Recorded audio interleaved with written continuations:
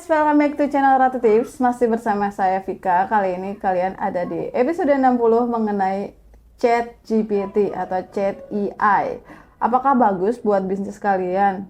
Nah, aku bakalan jelasin secara simple things ya. Jadi sebenarnya ChatGPT itu seperti secondary brain alias otak kedua lah. Kalau misalkan kalian nih mau bikin sebuah artikel, terus agak bingung mau bikin dari mana, atau misalnya kalian mau bikin konten YouTube, bingung mau ngambil dari mana, itu sangat berpengaruh dan juga sangat berfungsi menggunakan ChatGPT. Tapi apakah bagus untuk jangka panjang? Nah, sebenarnya gini, aku udah ngasih tahu juga ke teman-teman semua bahwa ChatGPT itu sangat berpengaruh dan juga membantu buat kalian sebagai content creator membuka ide-ide konten ya, baik itu ide konten apapun, pokoknya sangat berpengaruh banget. Nah, tapi kalau misalkan kita pakai jangka panjang, apakah baik nggak Kak buat bisnis kalian? Nah, sebenarnya gini, kita punya otak yang benar-benar dikasih sama Allah nih buat dipakai gitu ya. Nah, terus gunanya ChatGPT ini buat apa Kak? Nah, ini tuh bisa buat misalkan kalian lagi benar-benar jenuh, terus lagi nggak bisa mikir,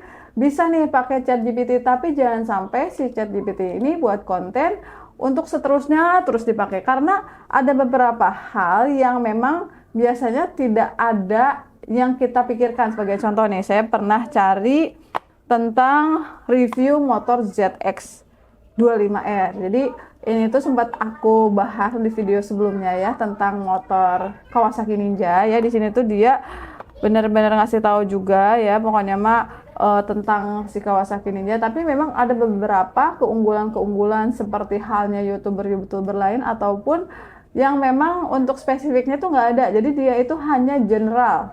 Tetap yang mikir secara rinci dan detail adalah ya kita sendiri. Makanya kenapa jangan terlalu mengutamakan dan jangan terlalu terpaku dengan ChatGPT atau Chat AI.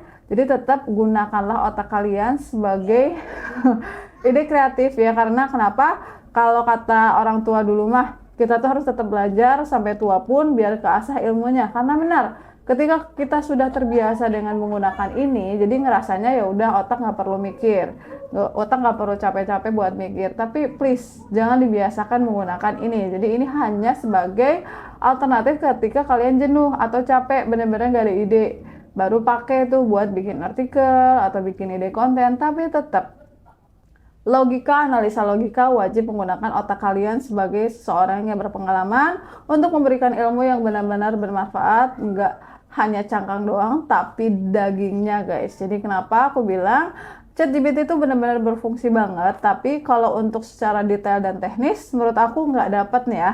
Kalau dari sisi aku nih, kalau pengalaman kalian gimana pakai ChatGPT?